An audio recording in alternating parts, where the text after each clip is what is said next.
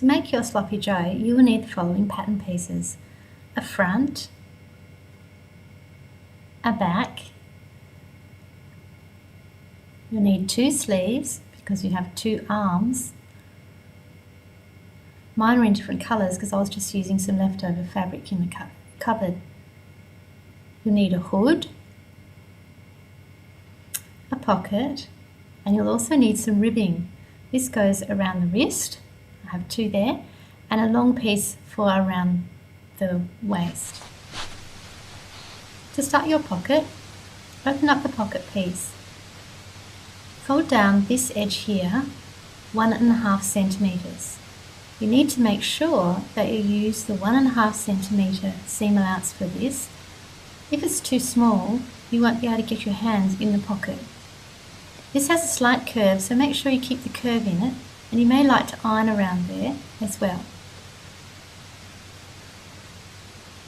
Put the pins in sideways so that you can stitch over the top. You'll stitch this from the right side, but when you stitch, use a 10mm seam allowance. That's a number 1 on your sewing machine. You'll use a zigzag stitch for this, and you might want to try out of scrap first. You'll stitch from here around to the top and round here. Go as evenly as straight as you can because you'll be able to see this on the front of your hoodie. When you've done this, place your pocket on the front of your hoodie. You need to line it up with the centre of your hoodie. This is centre front crease, and line that up down the centre. Check that the bottom joins up. Now this part's a bit tricky. Fold under a small amount, about 1 centimetre, and then lift up your pocket. Put some pins in along here, and when you stitch this one, you'll stitch a straight line, usually about on the edge of the foot, just using straight stitch. Check to see if you've put this line in the right place. Fold down and see if the bottom joins up. If it doesn't, you'll need to redo this part to get it right. Open it up again and you can stitch along here. Make sure you have a good back stitch. So, when we've done that, fold it down and flatten it down. You may need to iron it down if you like. Put some pins across here because now we're going to do a decorative top stitch. When we do top stitch, we use a slightly bigger stitch than usual, so use a number 3 stitch length. You'll stitch along here and make sure you have a really good back stitch at each end. When you've done this, you can then fold under these sides as well, a good centimetre, and pin them in place. And you'll do the same stitch along here, just on the edge of the foot, stitch length number 3. Go as straight as you can because this is going to be shown from the outside. This will give your hoodie a professional finish.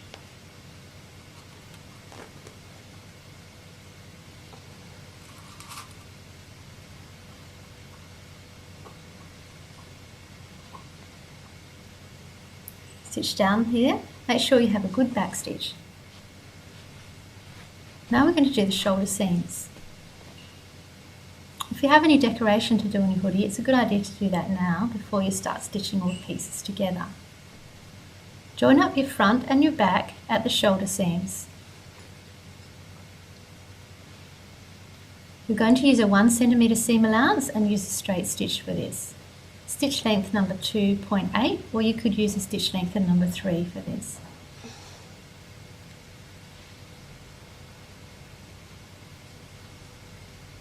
So you'll stitch along here on both sides and have a back stitch at each end.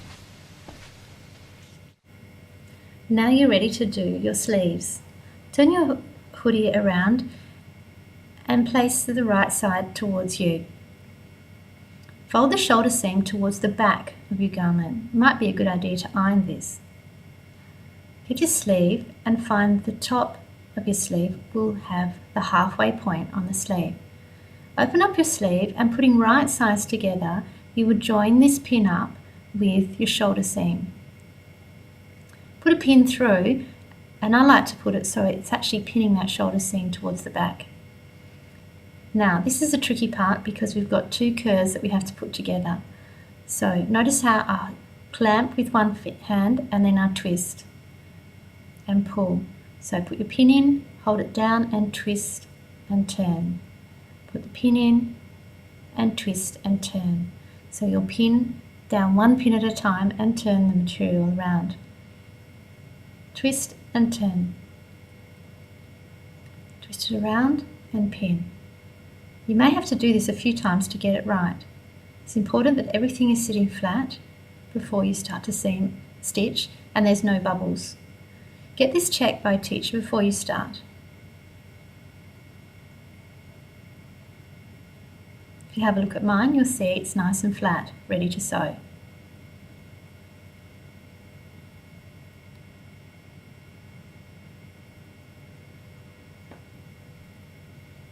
So, this is what it looked like when it's stitched. You'll use the 1 centimetre seam allowance for that row. Now you're going to do the underarm part. Join up under the arms first. Get everything as flat as you can, and you're going to stitch right along in one hit. So first of all, we'll join up under the arms, push the seams different ways so that it sits nice and flat.